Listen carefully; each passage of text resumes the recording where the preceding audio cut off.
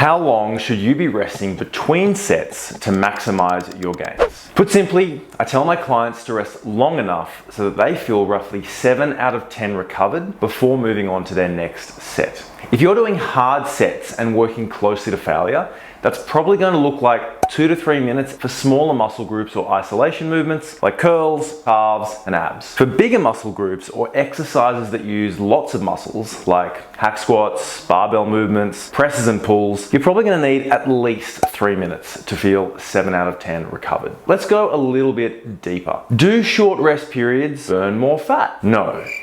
Straight up, no.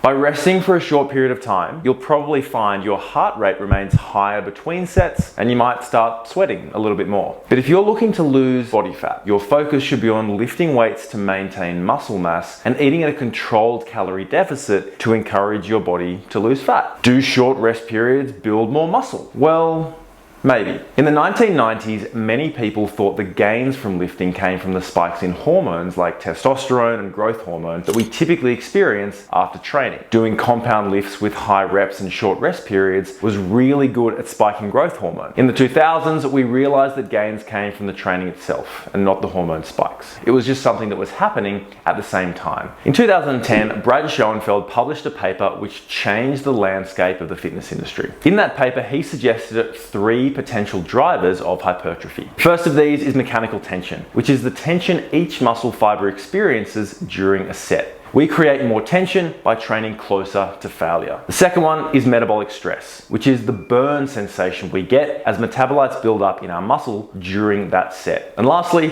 muscle damage. That's the micro tears that muscles experience when we train them. Nowadays, the research is leaning more towards the idea that tension is the main driver of muscle growth. After all, if the burn was amazing for muscle growth, then we could probably expect to make some pretty impressive calf gains by simply walking up a steep hill. Wow. That's obviously not the case, which means when it comes to rest periods, we probably shouldn't cut them short. Instead, we want to rest until we're closer to being fully recovered so we can put the maximum amount of effort into the next set to create the most mechanical tension. Getting to that 7 out of 10 recovered is a really nice sweet spot where your lungs feel recovered, your secondary or helper muscle groups are recovered too, you're psychologically recovered and feeling ready to go for the next set. Now, this might be where you ask me about a really specific situation that you've been in or a really awesome training program you've seen or followed before. The reality is making sure you're adequately recovered before your next set is going to be the best way to build muscle and the best way to retain muscle if you're dieting for fat loss. If you're pressed for time and need to limit your rest periods, then you can only work with what you've got on the day. Even in that situation, I would still encourage you to focus on working as hard as possible on creating mechanical tension during each set you do. Don't sandbag your sets just to minimize your rest periods if you are trying to build or maintain muscle mass. You can superset if you want to. So in this instance, I'd always recommend doing supersets that involve agonist and antagonist